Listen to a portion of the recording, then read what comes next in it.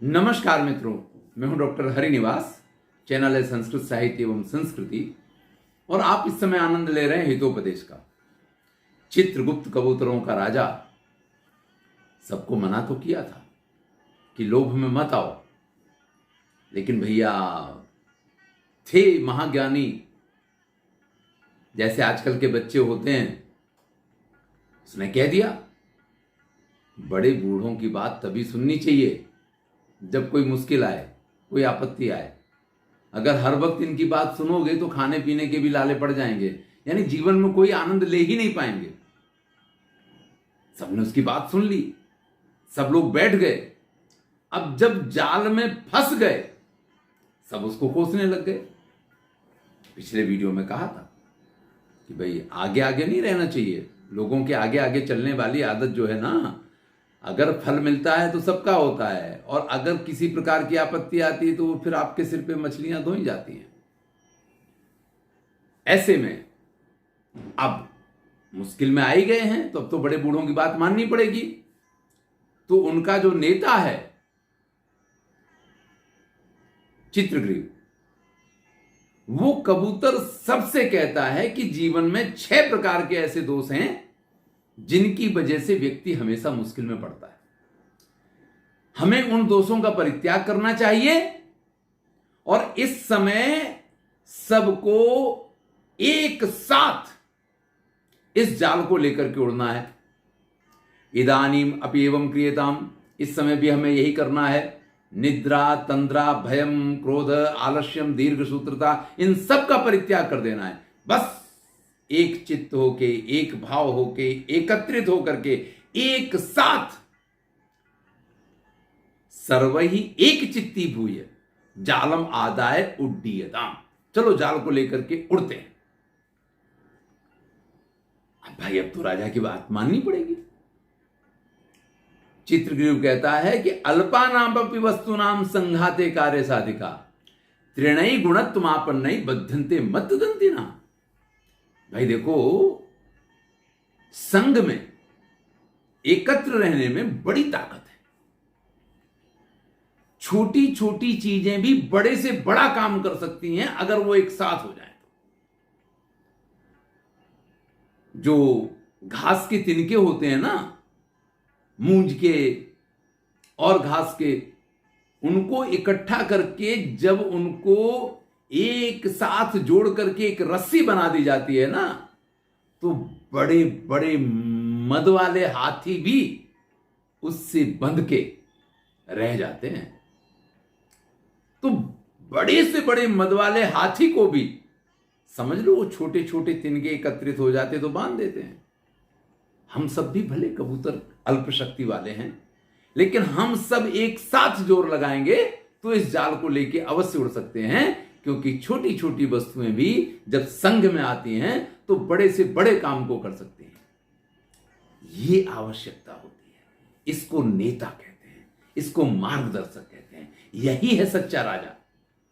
उसने सबसे कह दिया था दोष इस एक व्यक्ति को नहीं दे सकते हो, क्योंकि सब एक साथ सम्मत होकर के बैठे थे ना। तो अब एक व्यक्ति को दोष देने से कुछ नहीं होने वाला। अब तो इसका उपाय ढूंढना है, और उपाय उसने बता दिया। संगति के लिए, संगठन के लिए और एक सुंदर श्लोक देते हैं। संगति श्रेयसी पुंसाम स्वकुलई अल्पकई रपि तुषीणापि परित्यक्ता ना प्ररोहंति तंडुला। भाई देखिए, अपने कुल, चाहे वो छोटे से छोटा हो, चाहे एकदम सामान्य कुल के आप हों, लेकिन अपने कुल के साथ, अपनी जड़ों के साथ जुड़ा रहना चाहिए। वो संगति, वो संगठन, अपने कुल का, अपनी मिट्टी से जुड़े होने वाला, ये जो आपका जुड़ाव है, ये जो आपका संगठन है, ये आपको शक्तिशाली बनाता है। ध्यान दीजिएगा, चावल बहुमूल्य होता है। उसकी भूसी जो धान में से निकल जाती है चावल बनाने के बाद, उस भूसी की चावल के सामने कोई कीमत नहीं है। लेकिन उस निर्मूल्य भूसी को अभी जब चावल परित्याग कर देता है तो फिर वो सिर्फ खाया जा सकता है, वो अपनी जनरेशन को, अपने वंश को आगे नहीं बढ़ा सकता है, क्योंकि वो चावल फिर जमीन में पड़ने के बाद सड़ जाएगा लेकिन दोबारा उगेगा नहीं। तो भैया अपनी जड़ों के साथ जुड़ा रहना बहुत जरूरी है। अपने कुल, चाहे वो भूसी जैसा बिल्कुल बेकार कुल क्यों ना हो, लेकिन फिर भी उसके साथ जुड़ा रहना चाहिए, क्योंकि उसके साथ जुड़े रहने से ही आप शक्तिशाली रहते हैं। जैसे धान में से चावल अलग होता है और भूसी का वो परित्याग कर देता है जब, तो फिर वो चावल खा पी के खत्म हो जाता है। लेकिन अगर वो भूसी के साथ जुड़ा रहे, धान के रूप में बना रहे, तो जमीन में गिरेगा तो अपने वंश की वृद्धि करेगा। 1 से 1000 दाने तैयार कर सकता है, लेकिन एक बार भूसी से अलग हो गया तो फिर उसमें और कुछ भी करने की शक्ति नहीं रह जाती है। इसलिए हमेशा अपनी जड़ों के साथ जुड़ा रहना यह बहुत आवश्यक होता है। इति विचिंत पक्षिणः सर्वे जालम आदायोत्पतिताः। अब चित्रग्रीव की ये बात सुनी, सबको लगा कि नहीं नहीं नहीं, हम मिलकर इस काम को कर सकते हैं। तो सभी एक साथ, जैसा चित्रग्रीव ने मार्गदर्शन दिया था, एक ही दिशा में संपूर्ण शक्ति के साथ उड़ना शुरू करते हैं और उस जाल को लेकर के उड़ जाते हैं। जालम आदाय उत्पतिता, उड़ गए जाल को लेकर के। अनंतरम स व्याधा सुदूरा जालम अपहारकान तान अवलोक्य पश्चात धावन अचिंतयत। वो शिकारी, उसने देखा, रे ये पक्षी तो फंसने वाले थे, ये फंसे भी सही, लेकिन ये तो मेरे जाल को ही लेके उड़े जा रहे हैं, पीछे पीछे दौड़ता है, लेकिन अब क्या? अब पछताए हो तो कहा, जब चिड़ियां चुग गई खेत, थोड़ी देर के लिए असावधान हुआ है, उसको तो ये था कि जाल बिछा दिया है, अब तो इसमें जो फंसेगा वो फंसेगा, जब मेरी इच्छा होगी तब उनको पकड़ूंगा, तब उनका जो कुछ करना है वो करूंगा। लेकिन आप जब भी अपने किसी कार्य के प्रति बेध्यान होंगे, परिणाम यही आने वाला है। शिकारी जो इस विश्वास में था कि मेरे जाल में फंसे हुए सारे पक्षी मेरे जाल में ही फंसे रह जाएंगे, वो जब ये देखता है कि ये सब मेरे जाल को लेकर के उड़ते चले जा रहे हैं, अब पीछे पीछे भागता है। अब हो क्या सकता है? वो तो ऊपर आकाश में उड़ गए हैं, ये तो उड़ के पकड़ नहीं सकता है। लेकिन फिर मन में विचार करता है, संगतास्तु हरन्त्ये में मम जालम विहंगमा यदा तू निपतिष्यन्ति वसमेष्यन्ति में तदा। अभी तो ये सब एक ही तरफ उड़े हैं ना, इसलिए मेरे जाल को लेकर के उड़ पा रहे हैं। लेकिन थोड़ी बहुत देर में ऐसा हो जाएगा, तुंडे तुंडे मतिर भिन्ना, वो कहेगा मैं इधर उड़ूंगा, वो कहेगा मैं उधर उड़ूंगा, और ऐसी स्थिति में ये फिर से नीचे गिरेंगे, और जब नीचे गिरेंगे तो मेरे वश में आ जाएंगे। फिर ध्यान दीजिएगा, जब तक आप संघ में बने रहेंगे, जब तक आप संगठन में बने रहेंगे, जब तक आप एक मति होकर के काम कर रहे होंगे, तब तक आपको कोई नहीं परास्त कर सकता है। लेकिन जैसे ही आप अपनी ढपली, अपना राग बजाना शुरू करेंगे, उसके साथ ही जिस समस्या में से आप बाहर आ रहे होंगे, फिर उस समस्या में पड़ जाएंगे। और लोग तो ऐसी राह ही देख रहे होते हैं कि भैया फिर से पड़े और फिर हम मजा लें। तो ये शिकारी पीछे पीछे दौड़ता चला जा रहा है, इस विश्वास के साथ दौड़ रहा है कि अभी नहीं तो तभी, और तभी नहीं तो अभी। ये जो एक साथ उड़ रहे हैं, संगतास्तु, ये संग में हैं, इसलिए हरन्त्ये में, इसलिए हरण कर रहे हैं मम जालम विहंगमा, मेरे जाल का ये पक्षी लोग। लेकिन क्या होगा? यदा तू निपतिष्यन्ति, जैसे इनका ये संग टूटेगा, कोई अपनी तरफ उड़ेगा, कोई अपनी तरफ उड़ेगा, कोई दूसरी तरफ उड़ेगा, वैसे ही ये सब नीचे आकर के गिरेंगे, वसमेष्यन्ति में तदा, और ये मेरे बस में आ जाएंगे। ततस्तेषु चक्षुर विषयातिक्रांतेषु पक्षिषु सावयादो निवृत्तः। लेकिन भैया जिनका नेता चित्रग्रीव जैसा हो ना, वो फिर एक बार संगठन में आए हुए लोगों को संगठन से अलग नहीं होने देता है। उसने पहले ही सबसे कह दिया था ये भूल की तो सबके प्राण चले जाएंगे। और भैया सबको अपने अपने प्राण प्यारे होते हैं, इसलिए ये भूल करने की किसी की तैयारी नहीं है। सब एक ही दिशा में उड़ते चले जाते हैं, उड़ते चले जाते हैं। और फिर एक स्थिति ऐसी आती है कि उस शिकारी की आंखों के सामने पक्षी ओझल हो गए। अब उसको दिखने भी बंद हो गए हैं कि उसके जाल को लेकर के ये कहां चले गए। बेचारा अपना सा मुंह लेकर के वापस आ जाता है। हमारी नजर थोड़ी कमजोर होती है, हम इतने दूर का नहीं देख पाते हैं, पक्षी अधिक दूर का देख सकते हैं। पक्षियों ने देखा कि वो शिकारी वापस चला गया है। अथ लुब्धकम निवृत्तम दृष्ट्वा कपोता ऊचू। अब उस शिकारी को वापस गया देख करके सारे कबूतर कहते हैं किम इदानीम कर तुम उचितम। अब भैया वहां से तो बच के आ गए, लेकिन अब करें क्या भाई? हम ऐसे एक साथ एक दिशा में कब तक उड़ते रहेंगे?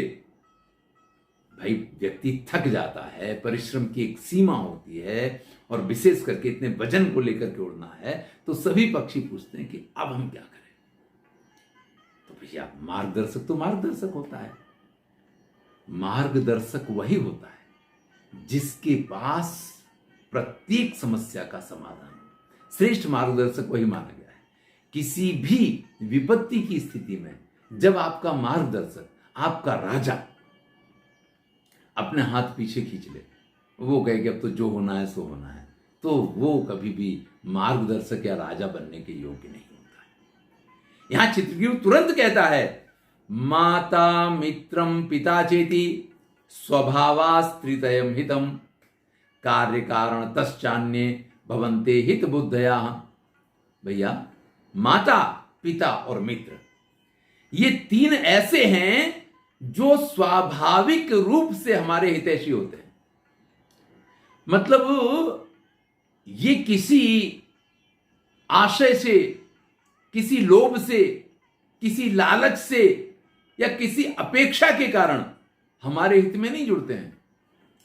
ये स्वाभाविक हितैषी हैं हमारे। तो ऐसी किसी भी विपत्ति में अगर हम पड़े हैं तो या तो हमारी माता साथ दे सकती है, या हमारे पिता हमें इसमें से बचा सकते हैं, या कोई मित्र इसमें से बचा सकता है। अब कबूतरों के माता पिता तो कबूतर ही हैं, बहुतों के तो हो सकता है उस ग्रुप में भी साथ में होंगे, लेकिन उनके पास तो ये शक्ति नहीं है कि जाल को काट सकें या जाल में से निकाल सकें। तो हमें किसी ऐसे मित्र की तलाश इस समय होगी जो हमारा ये काम कर दे। कार्य कारण तश्चान्ये भवन्ते हित बुद्धया। बाकी जो हितैषी है ना भैया, बंधु बांधव और जो भी होते हैं ना, वो सब कार्य कारण का संबंध रखते हैं। आप उनके लिए कुछ कर दो तो आपके लिए कुछ करने को तैयार होंगे। एक बार आप उनकी नहीं सुनेंगे तो दूसरी बार वो बिल्कुल आपको निग्लेक्ट कर देंगे। अरे पिछली बार मैंने एक काम सौंपा था, आपने क्या किया था? आपके मुंह पे नहीं कहेगा, लेकिन फिर भी आपका काम हो रहा होगा तो भी नहीं करेगा। तो कुछ इस प्रकार के हितैषी होते हैं जिनका कार्य कारण का संबंध होता है, या जो व्यवहार से हितैषी होते हैं। व्यवहार का मतलब होता है एक हाथ लेना और एक हाथ देना। अगर आप उनका साथ दोगे तो वो आपका साथ देंगे, आप उनका साथ नहीं दोगे तो वो आपका साथ नहीं देंगे। लेकिन माता पिता और मित्र के संदर्भ में ऐसा नहीं कहा जाता है। वो तो स्वाभाविक हितैषी हैं। आप उनका बुरा कर रहे हो ना, तो भी वो आपका बुरा करेंगे नहीं और होने भी नहीं देंगे। तद अस्माकम मित्र हिरण्यको नाम मूसक राजो गंडकी तीरे चित्र बने निवसति। तो मेरा एक मित्र है, हिरण्यक नाम का चूहों का राजा है। गंडकी नदी के किनारे वो रहता है, जो चित्रवन है वहां वो निवास करता है। सो अस्माकम पाषाण छेत्स्यति। अगर हम उसके पास जाएंगे तो वो जरूर हमारे इस जाल को काट देगा। इत्यालोच्य सर्वे हिरण्यक विवर समीपम गता। अब जब भैया मार्ग बता दिया तो सभी सीधा उड़ते उड़ते उड़ते उड़ते वहीं गंडकी नदी के किनारे चित्रवन में, जहां हिरण्यक नाम के उस मूसक राज का बिल था, उसके पास जाकर के सब एक साथ धम्म करके उतर पड़ते हैं। हिरण्यकश्चे सर्वदा अपाय संख्या शतद्वारम विवरम कृत्वा निवसति। वो हिरण्यक जो था भाई मूषकों का राजा है, इसके शत्रु तो बहुत प्रकार के हो सकते हैं। तो ऐसे विवर में रहता था जिसमें 100 द्वार। देखिए, वास्तुशास्त्र के हिसाब से एक ही दरवाजे वाला घर हो उसमें नहीं रहना चाहिए। वास्तुशास्त्र इसका निषेध करता है। और इसके उपाय के रूप में जो फ्लैट वगैरह बनते हैं बड़े बड़े शहरों में, तो वो ऐसा कर देते हैं कि एक मुख्य द्वार बना देते हैं और 2 एक दरवाजे बालकनी में खोल दिया करते हैं। वो बालकनी अगर 20वीं मंजिल पे है तो फिर वो दरवाजा कैसा है कि आप अगर किसी विपत्ति में वहां से बाहर आना चाहें तो कैसे आएंगे? अब ये तो ईश्वरी मालिक होगा उसमें। तो हम मुख्य विषय पर आते हैं। यहां पे वो हिरण्यक नाम का जो मूषक राज है, 100 दरवाजे हैं जिसमें 100 छेद हैं। ऐसा विवर बना के, ऐसा बिल बना के उसमें रहता है जिससे अगर एक दरवाजे से विपत्ति आए भैया तो हम दूसरे दरवाजे से बाहर निकल जाएं। लेकिन ये तो राजा है, राजा के ऊपर तो ऐसे भी आक्रमण हो जाते हैं कि हो सकता है 4, 5, 8, 10, 20, 50। अरे भाई, इतनी जगह से भी आक्रमण होगा ना तो भी 100 दरवाजे हैं, कोई ना कोई दरवाजा तो खुला होगा। तो अपाय शंका, उसको हमेशा ही जो अनिष्ट का भय होता है, अपाय कहते हैं अनिष्ट को, तो उसके भय के कारण, उसकी शंका के कारण वो 100 दरवाजों वाला बिल बना करके उसमें रहता है। तब तो हिरण्य कहा कपोत पात भयास चकित तूष्णिम स्थिता। अब वो उस बिल में रहता था, जैसे ही सारे कबूतर एक साथ वहां आकर के उतरे, मैंने कहा था कि धम्म करके, क्योंकि इस समय ना तो अब उनके पंखों में वो शक्ति रह गई है उड़ने की, जैसे तैसे यहां तक। देखिए, ये एक नियम है, साइंस का नियम है, शरीर विज्ञान का भी नियम है। हमारे शरीर में कुछ इस प्रकार की ऊर्जाएं हुआ करती हैं जो शरीर के संचालन में काम करती हैं। अब आप देखते हैं कि सामान्य तौर पे व्यक्ति जो है खाता है, पीता है और उस हिसाब से काम करता रहता है। कई बार ऐसा होता है कि वो भोजन ना मिले तो अरे यार, आज तो कुछ खाया पिया नहीं है, थक जाएगा, उसको काम करने में मजा नहीं आएगा, ये सब उसके साथ होने लग जाता है। लेकिन वही व्यक्ति नवरात्रि के 9 दिन का व्रत करेगा, 9 दिन तक कुछ नहीं खाएगा। कई लोग तो लौंग का जोड़ा बस उसी को मुंह में डाल के और पानी पी लेते हैं और उसी से पूरा दिन निकालते हैं। 9 दिन इसी तरीके से निकालते हैं कि रोज लौंग खा के पानी पी करके दिन निकाल देंगे। भाई, हमारे यहां तो तपस्या के अलग अलग प्रकार हैं। तो जो लोग इस प्रकार से व्रत करते हैं वो 9 दिन खाना नहीं खाते हैं। लेकिन ऐसा नहीं कि वो फिर 9वें दिन बेड पे पड़ गए, अब कुछ कर ही नहीं सकते हैं, कोई काम ही नहीं कर पा रहे हैं, या दूसरे दिन बेड पे पड़ जाएं। एक बार जब दृढ़ निश्चय करते हैं तो ऐसे में होता क्या है, शरीर चलता कैसे है? तो ये जो शक्तियां हमारे पास होती हैं, जो शरीर अपने पास स्पेयर करके रहता है, बैटरी चार्ज करके रखता है, ऐसे समय पे हमारे शरीर के अंदर की चर्बी में से उनको सोख सोख के और हमारा शरीर अपने काम को चलाता है। कई बार आपने फिल्म वगैरह में देखा होगा कि किसी व्यक्ति को इतना मार दिया, वो इतना घायल हो गया कि आपको लग रहा बिल्कुल बेहोश हो गया है, और अचानक हीरोइन ने या उसकी माँ ने या उसके पिता ने आवाज दे दी, बेटा बस यही टाइम है, तेरे को उठना है, तेरे को बदला लेना है। और फिर वो एकदम से उठता है और विलन की घंटी बजा के रख देता है। अब ये जो उठना है, ये शरीर जो बिल्कुल निश्चेष्ट प्राय था, अपनी सारी शक्तियों को, सारी ऊर्जा को जब एकत्रित करता है ना कि ये मेरी अंतिम लड़ाई है, इस तरीके से, तब उसमें ये शक्ति का संचार हो जाता है। तो यहां पे चूंकि प्राण संकट में थे, तो सारे कबूतरों ने अपनी सारी शक्ति का प्रयोग करके और वो यहां तक आ गए हैं। अब यहां आकर के जब नीचे उतरे हैं तो कपोत अवपात, उनके नीचे उतरने में एक आवाज हुई है। अब इस प्रकार की आवाज कोई एक कबूतर के उतरने से होती नहीं है, बहुत सारे कबूतर वो भी जाल के साथ आकर के एक तरीके से गिरे हैं। तो एकदम से भय से चकित होकर के और चुपचाप वो मूषक राज हिरण्यक जो है एक साइड में स्थित हो जाता है। चित्रग्रीव कहता है, सखे हिरण्यक। अब चित्रग्रीव वहां पहुंचा तो अपने मित्र को बुलाता है, अरे मित्र हिरण्यक, किम अस्मान ना संभाष से, अरे हमसे बात क्यों नहीं कर रहे हो? ततो हिरण्य कहा तद्वचनम प्रत्यभिज्ञाय। अब हिरण्यक का ध्यान गया, अरे ये तो मेरे मित्र की आवाज है। उसकी आवाज को पहचान के ससम भ्रमम, एकदम आनंदित होकर के। ससम भ्रम शब्द का अर्थ ये होता है जब व्यक्ति को ये समझ में नहीं आ रहा मैं क्या करूं। विदुर के घर पे कृष्ण पहुंच गए। विदुरानी से कहते हैं काकी बहुत जोर से भूख लगी है, बहुत जोर से भूख लगी, कुछ खाने के लिए दे दो। विदुरानी कहती है अभी तो कुछ बना ही नहीं है। फिर उनको ध्यान आता केले पड़े हैं, केले लेकर के आते हैं और छील छील के केशव बैठे हुए हैं और उनके केले खिला रहे हैं। तो क्या खिला रही, छीलती और छिक्कल पकड़ा देती खाने के लिए, गूदा नीचे डाल रही है। और कृष्ण भी उतनी ही मस्ती में, ये नहीं कह रहे हैं कि काकी ये क्या कर रही हो, अरे भाई गूदा दो, ये छिक्कल क्यों खिला रही हो, बड़े प्रेम से उस छिक्कल को खा रहे हैं। ये ससम भ्रम की स्थिति होती है जब व्यक्ति को ये समझ में नहीं आए कि वो क्या करे, और जो करता है क्या करे कैसे करे बिना समझ के ही करता है। और जब एक मित्र अपने यहां आता है तो ये ससम भ्रम जिसको होता है वही सच्चा मित्र है। अन्यथा आवत ही हर्षे नहीं, मिले न सहित स्नेह, तुलसी तहां न जाइए, कंचन वर्षे में। भैया ऐसे मित्र के घर नहीं जाना चाहिए जिसके यहां आप जाएं और वो कहे आओ आओ आओ यार, आ गए, चलो बैठो बैठो बैठो। अरे भैया उठे गरम जोशी से अगर आपका स्वागत नहीं करता है तो ऐसे मित्र के घर पे नहीं जाना चाहिए।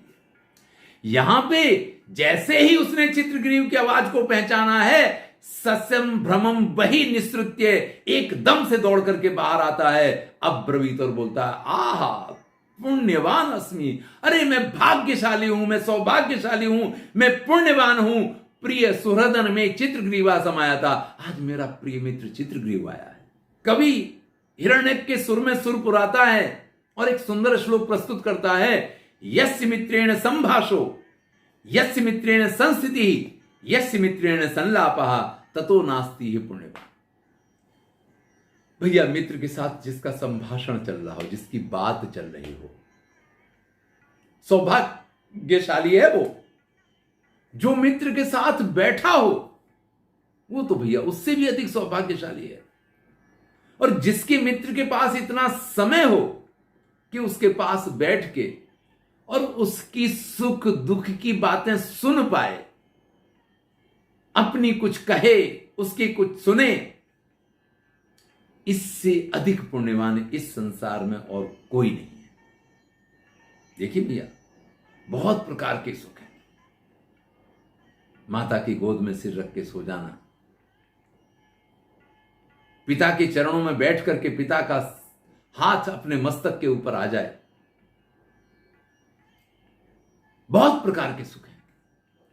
लेकिन मित्र के साथ बात करने का, उसके साथ बैठने का और उसके साथ मस्ती करने का, आहा, यहां कवि उसका वर्णन करता है। मुझे यह लगता है कि उस समय भी संभाषण और संलाप अलग अलग था। हम जो भैया मोबाइल पे कर लेते हैं ना, वो संभाषण होता है। अगर हम साथ में बैठने को मिल जाए, ये मोबाइल वाला बैठना नहीं बता रहा हूं कि आप अपने घर बैठे हो, अपने घर बैठे दोनों वीडियो कॉल करके बात कर रहे हैं, नहीं नहीं नहीं, कहीं ना कहीं स्पर्श होना चाहिए। अगर आपको मस्ती आई है तो आप एक धौल उसके पीठ पे न मार पाए या वो आपको ताली ना दे पाए, तो वो जो साथ में बैठने वाली बात है वो मोबाइल पे तो संभव नहीं है। और भैया कितनी भी गुप्त बातें आप मोबाइल पे कर लें, लेकिन साथ में बैठ करके आंख में आंख डाल के एक दूसरे के कान में कुछ कहने में जो मजा है, या एक दूसरे के बिल्कुल